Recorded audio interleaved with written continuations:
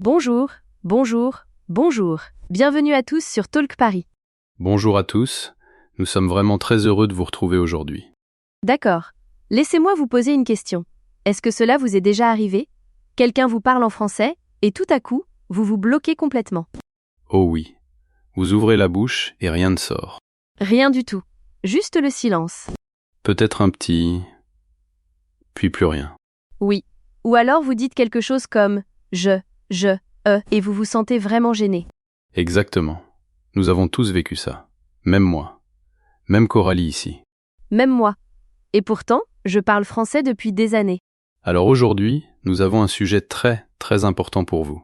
Nous allons vous apprendre exactement quoi dire quand vous ne savez pas quoi dire en français. Oui, nous allons vous donner de vraies expressions. Des expressions utiles, des phrases que les francophones utilisent tous les jours. Et après cet épisode, vous ne resterez plus bloqué. Vous aurez toujours quelque chose à dire. Ça a l'air génial, non? Absolument. Alors restez avec nous. Ne partez pas. Cet épisode va énormément vous aider. C'est parti. D'accord, Coralie. Commençons par le début. Pourquoi est-ce que les gens se bloquent lorsqu'ils parlent français? Oh, bonne question, Guillaume. Je pense que la raison numéro 1, c'est la peur. La peur, oui. La peur de faire des erreurs. Exactement. Vous avez peur d'utiliser le mauvais mot. Vous avez peur que les gens se moquent de vous. Et quand vous avez peur, votre cerveau s'arrête, tout simplement. Il arrête de fonctionner, comme un ordinateur qui plante. Oui, votre cerveau plante. C'est une excellente façon de l'expliquer. Et le plus important, c'est que cela arrive à tout le monde, pas seulement aux débutants. C'est tellement vrai. Même les personnes qui parlent déjà très bien français peuvent parfois se bloquer. Même les francophones natifs ne savent parfois pas quoi dire. Exactement. Donc, si vous vous bloquez parfois, c'est complètement normal. Oui, complètement normal.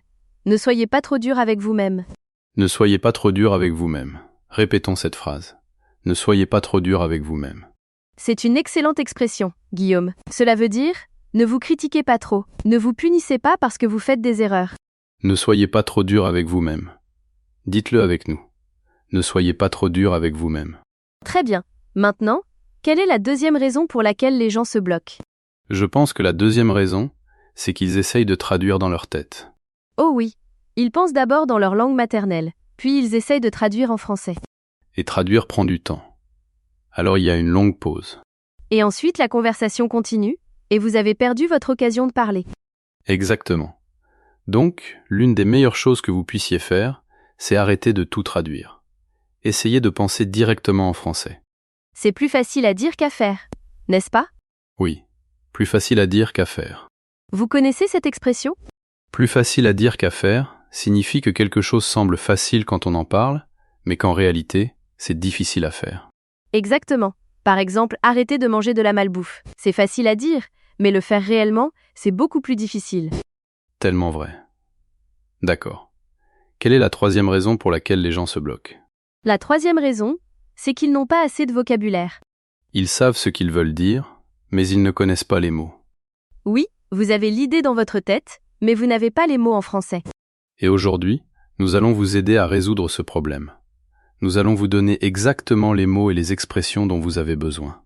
Comme ça, vous ne serez plus jamais à court de mots. Plus jamais. Commençons. D'accord, Guillaume. Commençons par la première catégorie d'expressions. Ce sont des phrases qui permettent de gagner du temps. Gagner du temps. C'est une expression intéressante. Qu'est-ce que cela veut dire? Gagner du temps signifie faire ou dire quelque chose qui vous donne quelques secondes supplémentaires.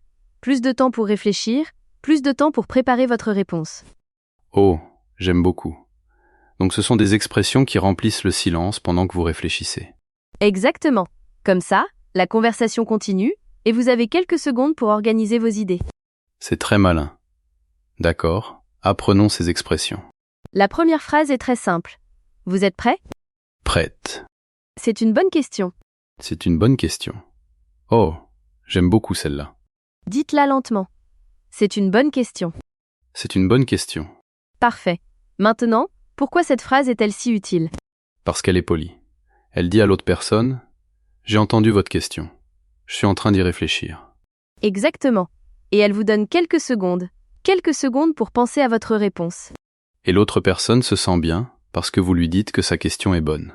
Oui, tout le monde aime entendre que sa question est intéressante. Donc tout le monde est content. D'accord. Quelle est l'expression suivante? L'expression suivante est « Laissez-moi réfléchir une seconde ». Laissez-moi réfléchir une seconde. Oh, c'est excellent. Laissez-moi réfléchir une seconde. Dites-la lentement. Laissez-moi réfléchir une seconde. Laissez-moi réfléchir une seconde. Parfait. Et cette phrase est très honnête. Vous dites simplement à l'autre personne « J'ai besoin d'un petit moment pour réfléchir ». Et la plupart des gens sont tout à fait contents de vous accorder ce moment. Oui. En réalité, réfléchir avant de parler peut même être un signe d'intelligence. C'est vrai.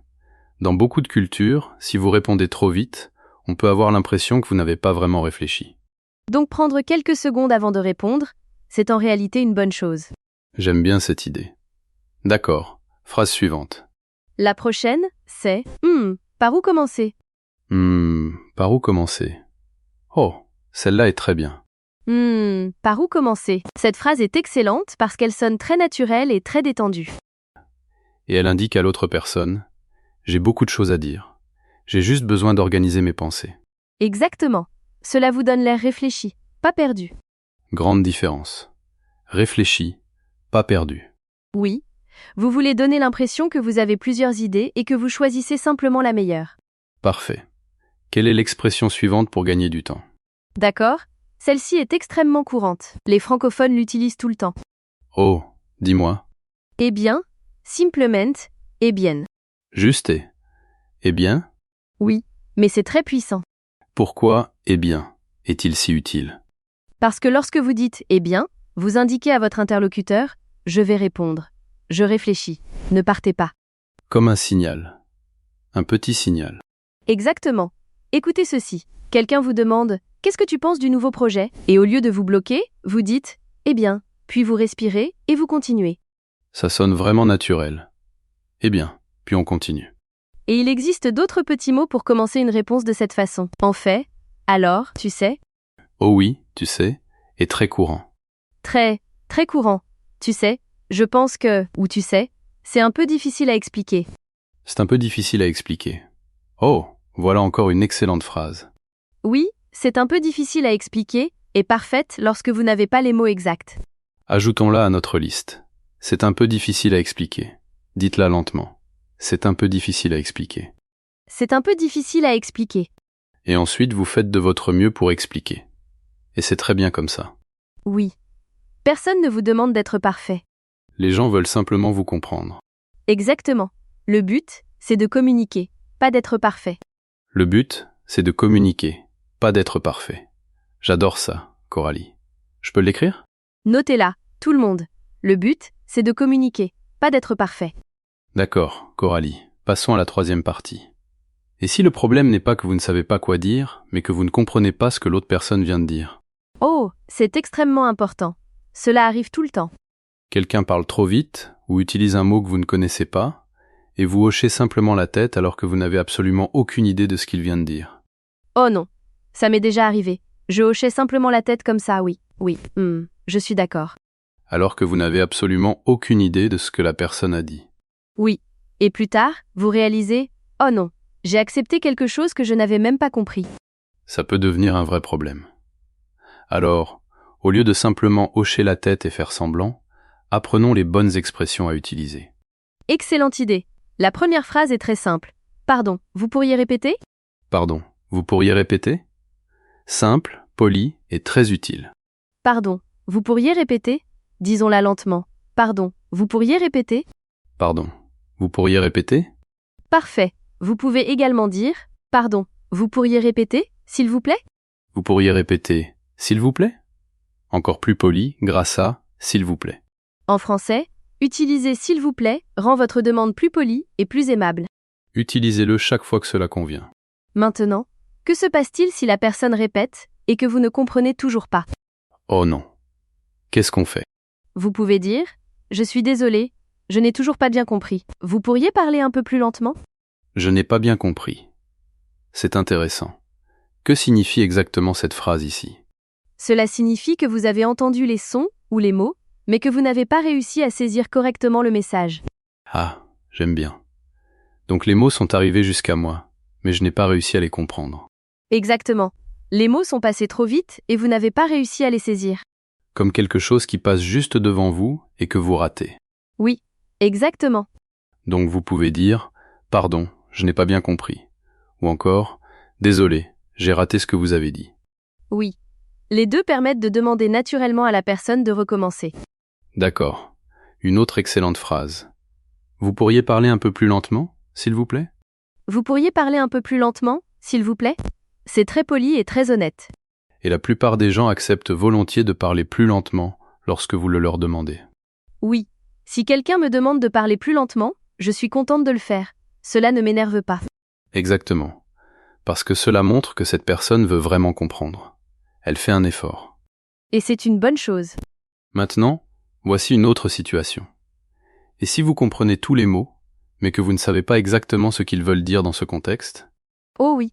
Vous entendez parfaitement les mots, mais le sens reste flou. Exactement. Dans ce cas, vous pouvez dire « Pardon, qu'est-ce que vous voulez dire par là ?» Qu'est-ce que vous voulez dire par là? Excellente phrase. Ou « Vous pourriez m'expliquer ce que vous voulez dire ?» Vous pourriez m'expliquer ce que vous voulez dire? Très poli. Très clair.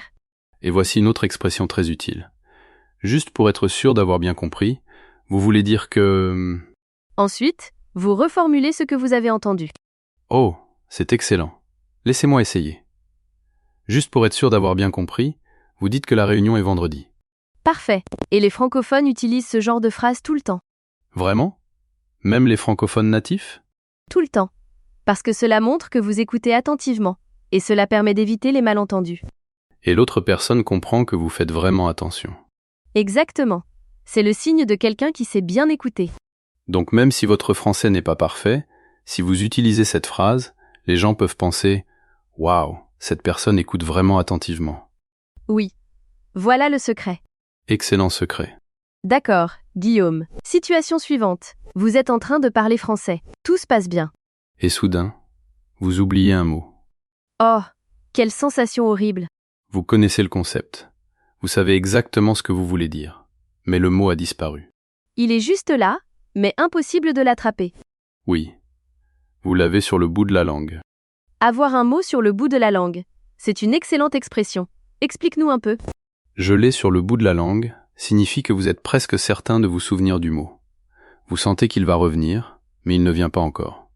Comme si le mot était presque là, mais pas complètement.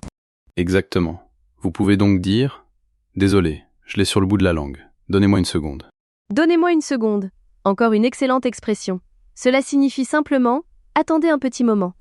Oui, donnez-moi une seconde, juste un instant ou une seconde. Ce sont toutes d'excellentes expressions. D'accord. Mais si le mot est sur le bout de votre langue et qu'il ne revient vraiment pas, qu'est-ce que vous faites? Excellente question. Vous décrivez le mot à la place. Oh oui, c'est une stratégie vraiment excellente. Au lieu de dire directement le mot, vous décrivez ce qu'il signifie, à quoi ressemble l'objet ou à quoi il sert. Par exemple, vous oubliez le mot « parapluie ». Qu'est-ce que vous dites? Vous pouvez dire « Tu sais, c'est la chose qu'on utilise quand il pleut. On l'ouvre et on la tient au-dessus de la tête. Ça nous protège de la pluie. » Et l'autre personne dit « Ah, tu veux dire un parapluie ». Exactement. Et vous dites « Oui, voilà le mot. Parapluie. Merci. » Et vous réapprenez le mot de manière naturelle. Exactement. Les francophones font eux aussi cela tout le temps. Ce n'est pas un signe que votre français est mauvais. C'est simplement ainsi que fonctionne la communication.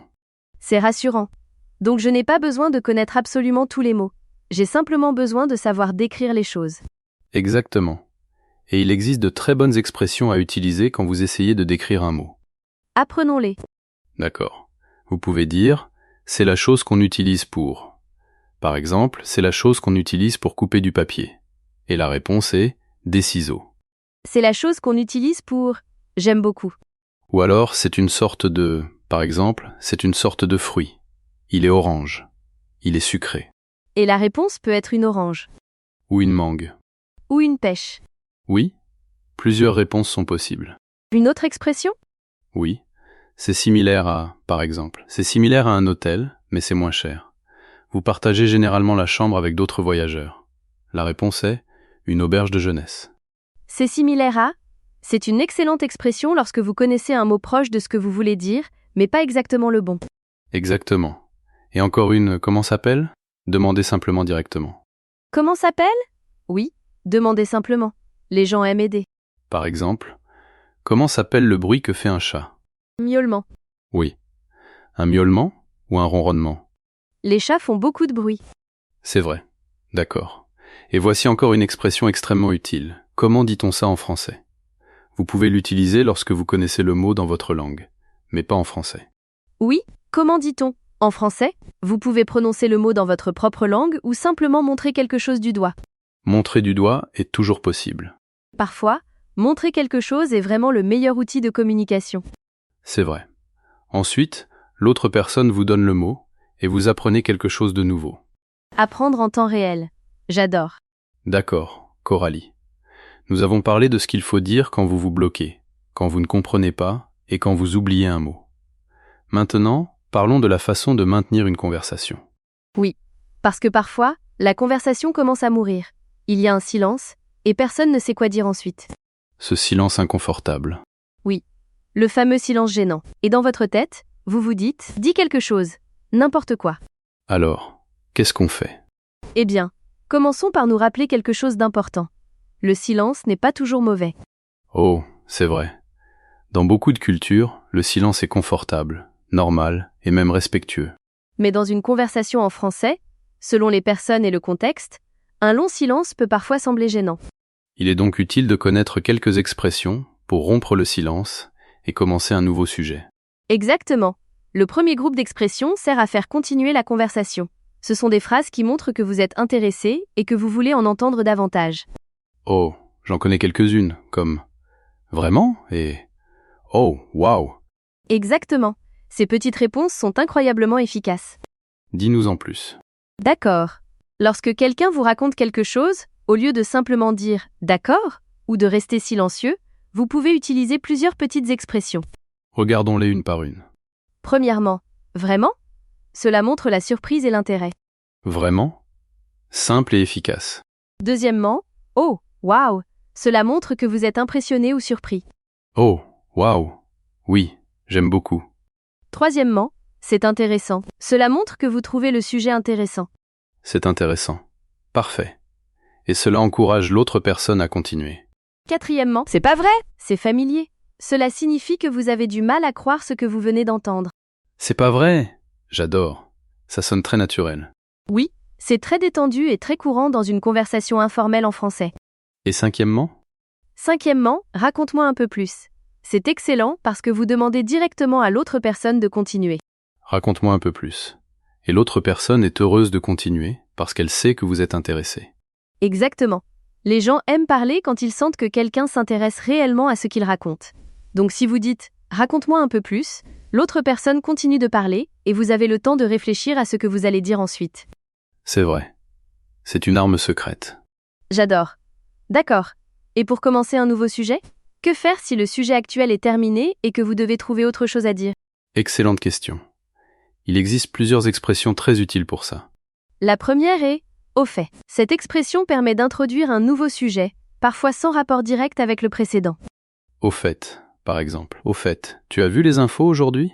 Exactement. Au fait fonctionne comme un pont. Cela vous fait passer d'un sujet à un autre. Très fluide. Comme un pont. Une autre bonne expression est « ça me fait penser à ». On l'utilise lorsque quelque chose dans la conversation nous rappelle un autre sujet. Ça me fait penser à, par exemple, « Oh, ça me fait penser à quelque chose. Je voulais te poser une question. » Parfait. Et une autre en parlant de ça, c'est très pratique pour faire une transition. En parlant de ça, par exemple, si quelqu'un parle de la météo, vous pouvez dire « En parlant de ça, tu comptes aller à la plage ce week-end ?» Excellent. Très naturel. Très fluide. Et lorsque vous voulez changer de sujet de façon plus directe? Vous pouvez dire « je peux te poser une question » ou « je peux changer de sujet une seconde ?» Oh, j'aime bien. Je peux changer de sujet? C'est très honnête et très poli. La plupart des gens apprécient que vous demandiez avant de changer de sujet. Cela montre du respect. Et cela évite ce moment gênant où vous changez soudainement de sujet et où l'autre personne ne comprend plus le lien. Exactement. De bonnes transitions rendent les conversations beaucoup plus naturelles. Des transitions fluides. J'aime cette expression. Moi aussi. D'accord, Guillaume. 6e partie. Celle-ci est très importante. Que dites-vous lorsque vous êtes d'accord ou en désaccord avec quelqu'un? Oh oui, c'est extrêmement important, parce que dans une conversation en français, vous exprimez souvent votre opinion, vous êtes d'accord, vous n'êtes pas d'accord. Et la façon dont vous exprimez votre accord ou votre désaccord compte énormément. Oui. Si vous n'êtes pas d'accord de manière brutale, vous pouvez vexer quelqu'un. Mais si vous exprimez votre désaccord poliment, il n'y a aucun problème. Alors commençons par l'accord. Que dites-vous lorsque vous êtes d'accord avec quelqu'un? La forme la plus simple, c'est « je suis d'accord ». Mais parfois, cela peut sembler un peu neutre ou rigide. Alors, quelles sont les façons plus naturelles d'exprimer son accord? Vous pouvez dire « tu as tout à fait raison ». Cela montre un accord fort. Tu as tout à fait raison. Disons-le lentement. Tu as tout à fait raison. Tu as tout à fait raison. Ou c'est exactement ce que je pense. Cela montre que vous avez exactement la même opinion. C'est exactement ce que je pense. J'aime beaucoup cette phrase. Ou encore, je suis entièrement d'accord. Cela signifie que vous êtes d'accord à 100%. Complètement. Je suis entièrement d'accord. C'est fort. Répétons. Je suis entièrement d'accord. Je suis entièrement d'accord. Et une version très familière. Carrément. Ou absolument. Oui, carrément. Très familier et très naturel dans certaines conversations. Les gens disent aussi très souvent absolument, bien sûr, ou tout à fait. Tout à fait. Voilà encore une expression très naturelle. Oui. D'accord. Et qu'en est-il du désaccord? Exprimer un désaccord poliment est une compétence très importante. Parce que vous ne voulez pas être impoli, mais vous voulez quand même être honnête. Donc la règle d'or, c'est d'adoucir votre désaccord. Adoucir signifie rendre quelque chose plus doux, moins direct et moins dur. Par exemple, ne dites pas directement « tu as tort », cela peut sembler très agressif. Dites plutôt « je ne suis pas sûr d'être d'accord avec ça ». C'est beaucoup plus doux. Je ne suis pas sûr d'être d'accord avec ça. Disons-le ensemble. Je ne suis pas sûr d'être d'accord avec ça. Je ne suis pas sûr d'être d'accord avec ça. Parfait. Une autre excellente expression. Je comprends ton point de vue, mais cela montre que vous avez compris l'opinion de l'autre avant de donner la vôtre. Oh, j'aime beaucoup, je comprends ton point de vue. Cela montre du respect, même si vous n'êtes pas d'accord. Je comprends ton point de vue, mais je pense que... Et ensuite, vous donnez votre opinion. Par exemple, je comprends ton point de vue, mais je pense que travailler depuis chez soi est en réalité plus productif. Parfait. Respectueux, honnête et clair. Une autre expression, c'est un point de vue intéressant, mais c'est encore plus diplomatique. C'est un point de vue intéressant. Waouh, c'est vraiment très diplomatique. Oui. Être diplomatique signifie être poli et prudent dans une situation où les opinions sont différentes. C'est un point de vue intéressant, mais je vois les choses différemment. Parfait pour exprimer un désaccord. Et voici encore une expression. Je comprends ce que tu veux dire, mais cela montre de l'empathie. Vous comprenez pourquoi l'autre personne pense de cette façon. Je comprends ce que tu veux dire. C'est une très belle phrase. Très empathique. Être empathique signifie montrer que vous comprenez les sentiments et le point de vue de l'autre. Donc, au lieu de simplement dire que vous n'êtes pas d'accord, vous montrez d'abord que vous comprenez sa position, puis vous donnez la vôtre. C'est le signe de quelqu'un qui communique vraiment bien. Et peut-être aussi d'une personne attentionnée, je pense. Oui. Bonne communication, bonne attitude. D'accord. Nous arrivons à la 7e partie. Guillaume, c'est l'une de mes préférées. Oh, laquelle? Les situations gênantes. Parce que les situations gênantes arrivent tout le temps, et que beaucoup de gens ne savent absolument pas quoi dire. Oh oui. Ces situations où vous avez juste envie de disparaître. Exactement. Vous avez envie de partir en courant. D'accord, parlons de quelques situations gênantes très courantes. Première situation, vous appelez quelqu'un par le mauvais prénom. Oh non. C'est tellement gênant. Vous rencontrez quelqu'un et vous dites « Salut, Julie » et la personne répond « En fait, je m'appelle Justine ». Quelle horreur. Alors, qu'est-ce que vous dites? Vous pouvez répondre « Oh, je suis vraiment désolé, Justine. » Bien sûr, je ne sais pas pourquoi j'ai dit Julie. Puis vous riez légèrement. Oui. Un petit rire aide. Cela montre que vous ne dramatisez pas la situation. Et souvent, l'autre personne rit aussi, et le malaise disparaît. Très bien. Quelle est la deuxième situation gênante? Deuxième situation, vous rentrez accidentellement dans quelqu'un. Oh, par exemple, vous marchez dans un couloir et vous heurtez quelqu'un. Oui. Vous le bousculez ou vous lui marchez sur le pied. Aïe. Oui. Alors, qu'est-ce que vous dites? Oh, je suis vraiment désolée. Immédiatement. Oui. Tout de suite. N'attendez pas. Dites simplement « Je suis vraiment désolée ». Ça va? Ça va? Cela montre que vous vous souciez de la personne et que vous voulez vérifier qu'elle va bien. Et généralement, la personne répond « Oui, ça va, ne vous inquiétez pas » et le problème est terminé. Très bien. Troisième situation. Quelqu'un vous a raconté quelque chose et vous l'avez complètement oublié. Oh oui, ça arrive très souvent. Quelqu'un vous a parlé de quelque chose d'important la semaine dernière et vous avez complètement oublié. Et maintenant, cette personne vous en reparle, et vous n'en avez absolument aucun souvenir. Alors, qu'est-ce que vous dites? Vous pouvez être honnête et dire « Je suis vraiment désolé. Je crois que j'ai oublié. Tu peux me le rappeler ?» Tu peux me le rappeler? Une phrase tellement simple et tellement utile. Et honnête. L'honnêteté est généralement appréciée. La plupart des gens préfèrent largement une réponse honnête à une fausse réponse. Exactement. Quatrième situation, vous n'entendez pas quelqu'un parce que vous êtes dans un endroit très bruyant. Oh, cela arrive dans les restaurants, les fêtes et tous les endroits bruyants. Et vous ne voulez pas demander à la personne de répéter 4 fois. Vous commencez à être gêné. Alors, qu'est-ce qu'on fait? D'abord, désolé, il y a un peu de bruit ici. Tu peux répéter? Cela explique pourquoi vous n'avez pas entendu. J'aime beaucoup. Il y a un peu de bruit ici. Cela enlève une partie de la pression. Exactement. Ou, désolé, je n'ai pas très bien compris. Encore une fois, cela signifie que vous n'avez pas réussi à entendre ou comprendre correctement. Et si vous n'entendez vraiment rien, même après que la personne a répété, vous pouvez dire « Je suis désolé. On peut aller dans un endroit plus calme ?» Oui. Problème réglé. Vous allez simplement dans un endroit plus calme. Solution pratique. D'accord. Cinquième situation gênante. Vous dites quelque chose et vous le regrettez immédiatement. Oh non. Par exemple, vous dites quelque chose d'inapproprié ou de trop personnel. Oui. Ou simplement la mauvaise chose au mauvais moment. Nous avons tous déjà fait ça. Alors, qu'est-ce que vous dites? Vous pouvez dire « Je suis désolé, je me suis mal exprimé ». Cela signifie que ce n'est pas vraiment ce que vous vouliez dire, ou que vous ne vouliez pas le formuler de cette façon. Je me suis mal exprimé. Oh, c'est une expression vraiment utile. Je me suis mal exprimé. Répétons-la. Je me suis mal exprimé.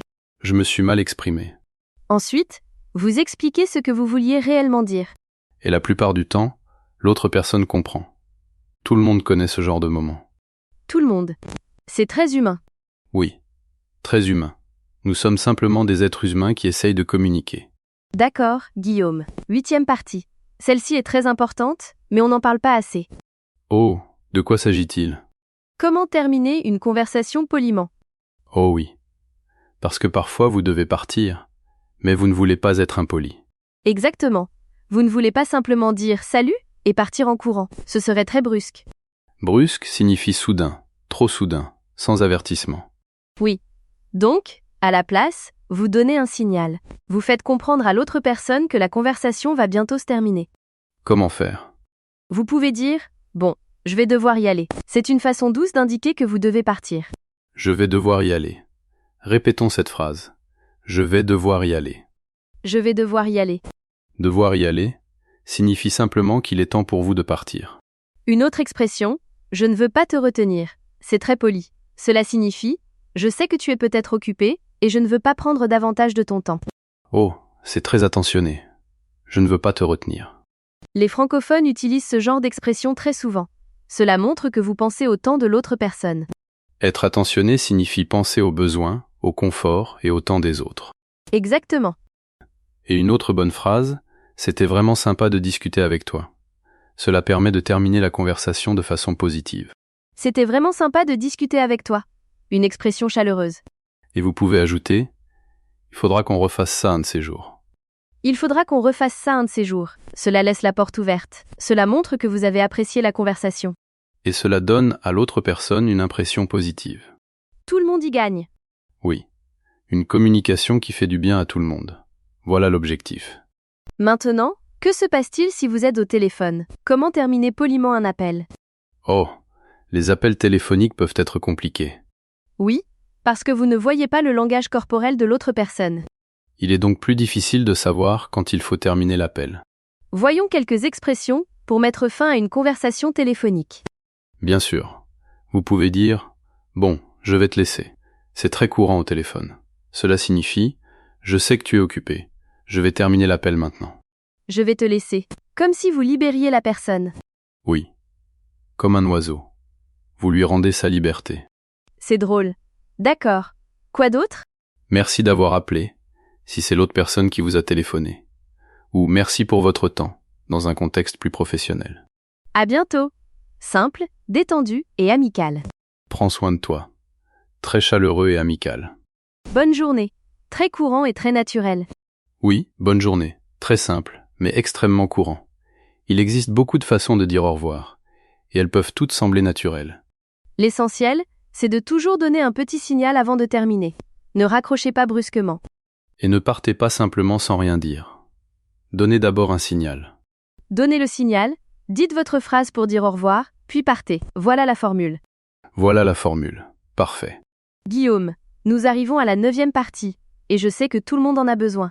Oh oui, les petites conversations. Les petites conversations, ou ce qu'on appelle parfois le small talk, qu'est-ce que c'est exactement? Ce sont des conversations légères et détendues. On ne parle pas forcément de sujets importants ou sérieux. On parle simplement de choses simples et amicales. Par exemple, parler de la météo, ou demander à quelqu'un comment s'est passé son week-end. Exactement. En France et dans de nombreux contextes francophones, ces petites conversations peuvent être très utiles pour créer un premier contact. Oui, vous pouvez faire ce genre de conversation avant une réunion, dans une salle d'attente, avec des collègues, ou lorsque vous rencontrez quelqu'un pour la première fois. Et beaucoup d'apprenants trouvent ce type de conversation très difficile. Parce que ça peut sembler complètement aléatoire. Mais qu'est-ce que je suis censé dire? Oui. Par exemple, pourquoi est-ce qu'on parle de la pluie? On voit déjà qu'il pleut. Tellement vrai.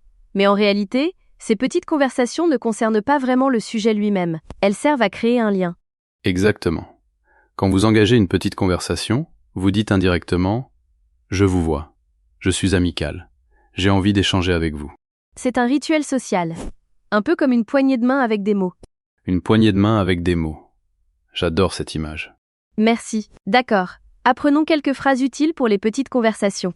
Le sujet le plus classique, la météo. Même si cela vous semble un peu banal, ça fonctionne. Les gens répondent facilement quand on parle du temps. Vous pouvez dire « Il fait vraiment beau aujourd'hui, n'est-ce pas ?» lorsqu'il fait beau. Ou « Tu as vu cette pluie ?» lorsqu'il pleut. Ou « Il fait tellement froid aujourd'hui, je n'en peux plus. » Ensuite, l'autre personne est souvent d'accord et vous riez ensemble. Oui.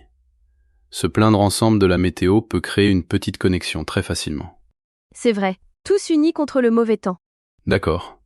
Quels autres sujets de petites conversations peut-on utiliser? Le week-end. Vous pouvez demander « Tu as passé un bon week-end ?» ou « Tu as prévu quelque chose ce week-end ?» C'est simple, facile, et presque tout le monde a quelque chose à raconter sur son week-end. Une autre bonne question. Tu as été occupé ces derniers temps? Tu as été occupé ces derniers temps? C'est pratique parce que beaucoup de gens sont occupés, donc ils ont presque toujours quelque chose à répondre. Ensuite, vous pouvez continuer avec « Qu'est-ce que tu as fait ces derniers temps ?»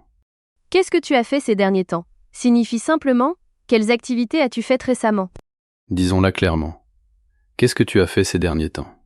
Qu'est-ce que tu as fait ces derniers temps? Et après leur réponse, vous pouvez dire « Oh, waouh, on dirait que tu as été très occupé. » Ou « Ça a l'air sympa ?» Essayez de réagir positivement pendant ces petites conversations, même lorsque le sujet n'est pas particulièrement passionnant. Parce que souvenez-vous, le but est de créer un lien, pas simplement d'échanger des informations. Exactement. Vous n'essayez pas forcément d'apprendre quelque chose d'important. Vous essayez surtout de créer une connexion. Et une fois que vous comprenez ce but, ces petites conversations deviennent plus faciles. Vous pouvez vous détendre. Vous n'avez pas besoin d'être brillant ou incroyablement intéressant. Soyez simplement amical. Simplement amical. C'est tout. C'est tout. Et vous pouvez aussi faire un compliment. Les compliments sont d'excellents moyens de commencer une petite conversation. Oh oui. Par exemple, j'adore ton sac. Tu l'as acheté où? Ou cette couleur te va vraiment bien. Les compliments font plaisir aux gens. Et les personnes de bonne humeur parlent généralement plus facilement. C'est tellement vrai. Si vous faites un compliment sincère à quelqu'un, la conversation peut ensuite commencer naturellement. Et quand la personne répond au compliment, vous pouvez continuer la conversation à partir de sa réponse. Excellente stratégie. D'accord, tout le monde. Nous arrivons maintenant à la 10e partie. Et voici notre section de pratique. Cette partie est très importante, parce que connaître les expressions, c'est bien, mais les pratiquer, c'est encore mieux. Nous allons donc revoir toutes les expressions principales d'aujourd'hui. Et nous voulons que vous, oui, vous qui nous écoutez chez vous, les répétiez à voix haute avec nous. Ne vous contentez pas d'écouter. Parlez. Prononcez les phrases à voix haute. Même si vous êtes seul. Même si vous trouvez cela un peu bizarre. Votre bouche doit s'entraîner à produire les sons. Votre cerveau doit s'entraîner à utiliser les mots. Alors dites-les à voix haute. C'est parti. D'accord. Première catégorie, les phrases pour gagner du temps. Répétez après nous. C'est une bonne question. C'est une bonne question. Encore une fois. C'est une bonne question. Laissez-moi réfléchir une seconde. Laissez-moi réfléchir une seconde. Encore une fois. Laissez-moi réfléchir une seconde. Par où commencer? Par où commencer? Eh bien. Puis continuez avec votre réponse. Eh bien. J'adore cette expression toute simple. Tellement simple, mais tellement efficace. D'accord. Deuxième catégorie, les phrases à utiliser lorsque vous ne comprenez pas. Répétez après nous. Pardon, vous pourriez répéter? Pardon, vous pourriez répéter? Je n'ai pas très bien compris. Je n'ai pas très bien compris. Vous pourriez parler un peu plus lentement, s'il vous plaît? Vous pourriez parler un peu plus lentement, s'il vous plaît? Juste pour être sûr d'avoir bien compris, vous dites que... Juste pour être sûr d'avoir bien compris, vous dites que... Ensuite, vous répétez ce que vous avez entendu. Parfait. Troisième catégorie, les phrases à utiliser lorsque vous oubliez un mot. Répétez. Je l'ai sur le bout de la langue. Je l'ai sur le bout de la langue. C'est la chose qu'on utilise pour... C'est la chose qu'on utilise pour... C'est une sorte de... C'est une sorte de... Comment s'appelle? Comment s'appelle? Comment dit-on ça en français? Comment dit-on ça en français? Excellent. Quatrième catégorie. Maintenir la conversation. Vraiment? Vraiment? Oh, waouh. Oh, waouh! Raconte-moi un peu plus. Raconte-moi un peu plus. Au fait, puis introduisez un nouveau sujet. Au fait, Ça me fait penser à... ça me fait penser à... En parlant de ça... En parlant de ça, Très bien. Cinquième catégorie, être d'accord ou en désaccord. Répétez. je suis entièrement d'accord. Je suis entièrement d'accord. Tu as tout à fait raison. Tu as tout à fait raison. Je ne suis pas sûre d'être d'accord avec ça. Je ne suis pas sûr d'être d'accord avec ça. Je comprends ton point de vue, mais... Je comprends ton point de vue, mais... Je comprends ce que tu veux dire, mais... Je comprends ce que tu veux dire, mais... Excellent. Sixième catégorie, terminer une conversation poliment. Je vais devoir y aller. Bon, je vais devoir y aller. C'était vraiment sympa de discuter avec toi. C'était vraiment sympa de discuter avec toi. Il faudra qu'on refasse ça un de ces jours. Il faudra qu'on refasse ça un de ces jours. Je vais te laisser. Pour les appels téléphoniques. Je vais te laisser. Prends soin de toi. Prends soin de toi. Bonne journée. Bonne journée. Magnifique. Tu sais quoi, Coralie? J'ai l'impression qu'on vient de donner aux gens une boîte à outils complète pour les conversations en français. C'est exactement ça. Une boîte à outils complète pour presque toutes les situations. Et la chose la plus importante à retenir, c'est que ces expressions fonctionnent pour tout le monde. Les débutants, les apprenants intermédiaires et les apprenants avancés. Même les francophones natifs utilisent ce genre d'expression tous les jours. Parce que communiquer, ce n'est pas chercher la perfection. C'est créer une connexion. Communiquer, ce n'est pas chercher la perfection. C'est créer une connexion. Disons-le encore une fois. Communiquer, ce n'est pas chercher la perfection. C'est créer une connexion. Parfait. Notez cette phrase, tout le monde. C'est probablement la leçon la plus importante d'aujourd'hui. D'accord, tout le monde. Nous arrivons à la fin de l'épisode d'aujourd'hui. Et waouh, quel épisode! Nous avons vu énormément de choses aujourd'hui. Faisons un résumé rapide. Nous avons appris des expressions pour gagner du temps quand vous ne savez pas quoi dire. Nous avons appris des phrases à utiliser lorsque vous ne comprenez pas quelqu'un. Nous avons appris à décrire un mot lorsque vous l'oubliez. Nous avons appris à maintenir une conversation. Nous avons appris à exprimer notre accord et notre désaccord poliment. Nous avons parlé des situations gênantes et de ce que vous pouvez dire dans ces moments-là. Nous avons appris à terminer une conversation poliment.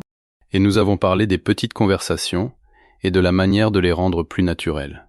Cela fait énormément de choses. Mais voici ce qu'il faut retenir. Vous n'avez pas besoin de tout mémoriser aujourd'hui. Prenez simplement une ou deux expressions. Entraînez-vous à les utiliser cette semaine. Utilisez-les dans de vraies conversations. Puis revenez la semaine prochaine pour continuer à apprendre.